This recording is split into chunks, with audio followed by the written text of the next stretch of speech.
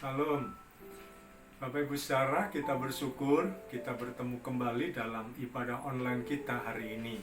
Mari sebelum kita menikmati kebenaran firman Tuhan, kita akan berdoa bersama-sama. Bapa yang baik, terima kasih kesempatan ibadah online hari ini. Kami bersyukur karena masih diberi kesempatan mendengar firman-Mu. Berbicaralah kepada kami Tuhan hari ini. Apa yang mau Tuhan sampaikan, sampaikanlah dari isi hati-Mu sendiri, supaya kami dapat memahami, kami diteguhkan, kami dikuatkan, kami dihibur, bahkan kami ditegur, dididik, diberikan peringatan-peringatan yang sesuai dengan kehendak-Mu pada saat kami hidup di luar kebenaran-Mu. Karenanya kami siapkan tanah hati yang terbaik, siap untuk ditaburi benih firman-Mu. Apapun yang hendak Engkau katakan, katakanlah kepada kami. Kami siap mendengarnya dan belajar taat melakukannya. Karena firman-Mu mengubahkan hidup kami. Firman-Mu mengajar kami.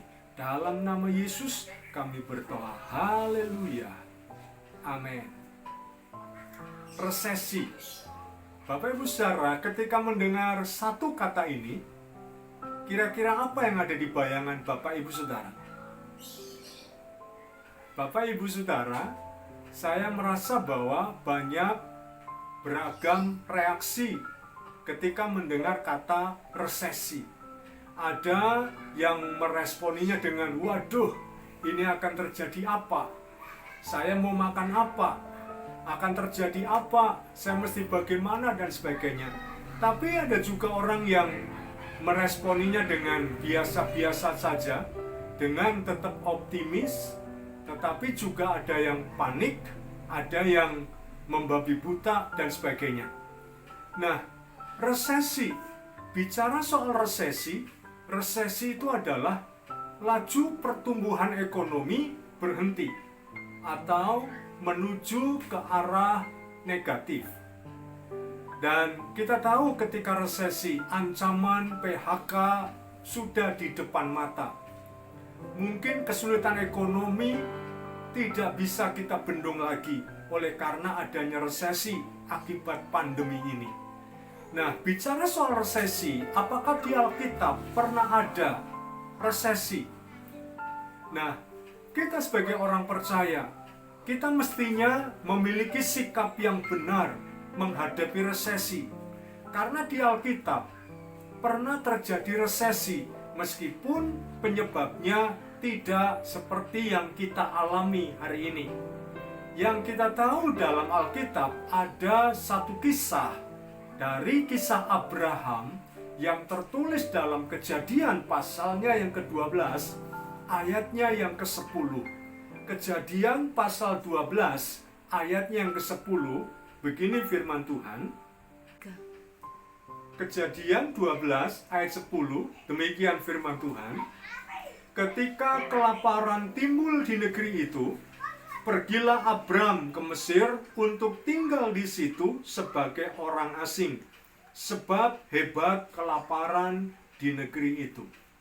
Bapak Ibu Saudara, pada saat Abram dalam Kejadian pasal 12 ayat 1 mengkisahkan Abram dipanggil dari tanah asalnya, tanah nenek moyangnya, yaitu Ur Kasdim, dipanggil oleh Allah untuk menuju suatu tempat yang memang Tuhan belum tunjukkan, tetapi Tuhan berkata, Allah berkata, ke suatu negeri yang berlimpah-limpah susu dan madunya.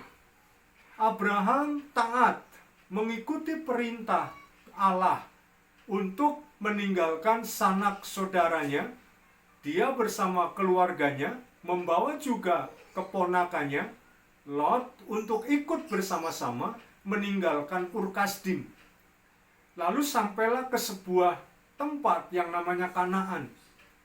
Namun memang Alkitab nggak menulis berapa lama setelah Abram tinggal di Kanaan, menetap di Kanaan, tiba-tiba terjadi bencana, yakni bencana kelaparan. Bencana yang tidak main-main, bencana kelaparan. Dan dari sini kita belajar, kalau boleh saya sebut, resesi zaman Abraham memang disebabkan oleh sesuatu yang berbeda dengan zaman sekarang. Kalau zaman Abraham itu adalah kelaparan, tetapi zaman sekarang penyebabnya adalah karena pandemi. Namun kita mau belajar bagaimana mestinya sikap seorang Kristen untuk menghadapi pandemi ini. Lalu bagaimana umat Kristen, orang percaya, menghadapi resesi. Milikilah sikap yang benar pada saat datang resesi. Paling tidak kita belajar dari kisah Abraham ini. Yang pertama adalah Allah mengizinkan resesi menimpa orang pilihan sekalipun. Bapak Ibu Saudara, Abraham itu dipilih oleh Tuhan, khusus dipanggil dari Ur Kasdim. Lalu dia taat mengikuti panggilan Tuhan, meninggalkan Ur Kasdim untuk menetap di suatu tempat. Tapi sampai di sana, apa yang dia alami cukup mengenaskan karena terjadi kelaparan. Bapak Ibu Saudara, itu artinya bahwa orang pilihan sekalipun tidak terkecuali bisa diizinkan Tuhan mengalami resesi. Termasuk saya dan saudara, kalau hari-hari ini diperhadapkan dengan resesi, saudara jangan menyalahkan siapa-siapa. Saudara jangan menyalahkan situasi, jangan menyalahkan pemerintah, juga apalagi jangan menyalahkan Tuhan. Karena sekalipun saya dan saudara adalah umat pilihan, orang-orang tebusannya, tetapi Allah mengizinkan resesi menimpa kita seperti hari ini. Jadi milikilah sikap ini bahwa Allah mengizinkan resesi ini menimpa siapapun, termasuk orang pilihan, tidak terkecuali. Dunia ini mengalami resesi, banyak negara mengalami resesi.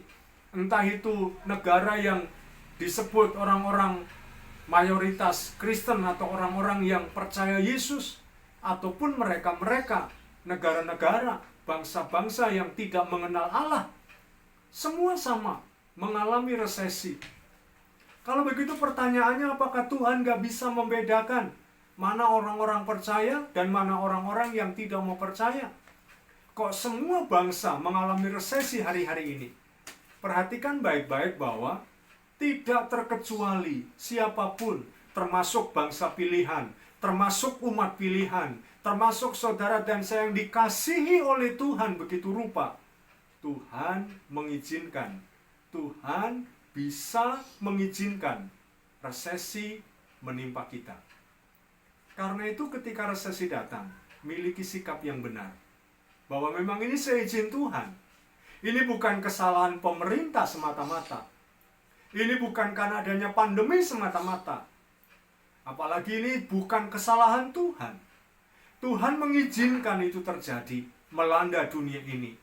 Tuhan izinkan itu terjadi, melanda umatnya, melanda orang-orang pilihannya, tanpa kecuali. Tetaplah miliki keyakinan bahwa Allah mengizinkan situasi ini menimpa kita. Allah mengizinkan resesi ini menimpa kita. Yang kedua, sikap yang benar menghadapi resesi bukan hanya kita harus punya sikap bahwa Allah mengizinkan resesi menimpa orang pilihan sekalipun, namun juga Allah pasti punya tujuan di balik resesi ini. Allah punya tujuan di balik resesi ini. Karena kita tahu Allah adalah jagonya menunggangi situasi buruk untuk mengubahnya menjadi baik bagi kita. Ini yang perlu kita miliki, keyakinan ini, iman ini, sikap ini, bahwa Allah pasti punya tujuan. Nah, resesi ketika menimpa Abraham, Allah juga pasti punya tujuan. Apa tujuannya? Barangkali ada beberapa hal yang bisa kita lihat. Tujuannya adalah menguji kemurnian iman seseorang. Tidak ada iman yang tangguh tanpa melewati ujian. tanpa ujian, kita nggak bisa melihat kualitas iman seseorang. Seperti pepatah, emas itu terbukti kemurniannya setelah dilebur dalam api. Setelah melewati api, baru kita bisa lihat kualitas emas yang murni. Demikian dengan hidup kita. Tuhan mengizinkan resesi menimpa kita karena Tuhan punya tujuan. Allah punya tujuan, ingin menguji saya dan saudara. Seberapa murnikah iman saudara? Seberapa tangguhkah iman saudara? Seberapa kuatkah pengharapan saudara? Seberapa yakinnya saudara punya pengharapan di dalam Kristus di saat-saat resesi seperti ini? Karena itu, saya yakin, saya percaya bahwa Allah punya tujuan atas resesi yang terjadi hari-hari ini. Tujuan yang diberikan Tuhan itu mesti selalu konstruktif, karena Tuhan memberikan ujian tujuannya untuk membangun, tidak pernah untuk menghancurkan. Beda dengan si iblis, beda dengan si jahat. Kalau Tuhan memberikan ujian, tapi kalau iblis memberikan cobaan. Kalau iblis mencobai kita, tujuannya untuk menghancurkan kita. Tetapi Tuhan menguji kita, tujuannya adalah untuk membangun kita. Selalu positif yang Tuhan kerjakan, selalu baik yang Tuhan kerjakan, selalu mendatangkan kebaikan yang Tuhan kerjakan, meskipun dalam situasi yang buruk sekalipun. Yang ketiga, sikap yang benar menghadapi resesi bukan hanya kita harus memiliki keyakinan bahwa Allah mengizinkan resesi menimpa orang pilihannya sekalipun. Bukan hanya kita yakin bahwa Allah pasti punya tujuan dalam resesi ini. Yang ketiga, Allah pasti sanggup menolong kita dari resesi. Dalam kisah Abram, Bapak Ibu Saudara, memang kita melihat Abram ketika kelaparan datang, dia pergi ke Mesir. Ada beberapa catatan yang membuat Abram dinilai kurang tepat tindakannya pergi ke Mesir untuk minta pertolongan kepada Mesir, minta bantuan kepada Mesir. Saya yakin, saya percaya, waktu itu Tuhan punya tujuan yang baik untuk Abram. Dan saya percaya Tuhan pun pasti sanggup menolong Abram di tengah situasi yang sulit, di tengah kelaparan, di tengah resesi. Demikian juga dengan saya dan saudara. Tuhan pasti sanggup menolong kita di tengah resesi ini. Yang Tuhan mau adalah sabar. Jangan tergesa-gesa mencari pertolongan lain di luar Tuhan. Jangan kita gegabah. Jangan kita ceroboh ketika resesi datang. Jangan panik. Yang penting hadapi dengan sikap tenang. Karena apa? Dalam sikap tenang itu, kita bisa berdoa kepada Tuhan dan menyerahkan masalah kita, resesi Indonesia, resesi dunia, dan saya percaya Tuhan pasti akan menolong kita. Nah, Bapak Ibu Saudara, kalau kita melihat kembali dalam kisah Abram, Abram pun akhirnya diberkati Tuhan, luar biasa. Makanya saya yakin, sebagaimana Tuhan Allah memberkati Abram, Tuhan Allah pun sanggup memberkati saya dan saudara. Hanya yang Allah minta ialah bersabar ketika ada resesi seperti ini. Jangan berhenti berharap kepada Tuhan. Jangan panik menghadapinya. Tapi kita mau terus mendekatkan diri kepada Tuhan.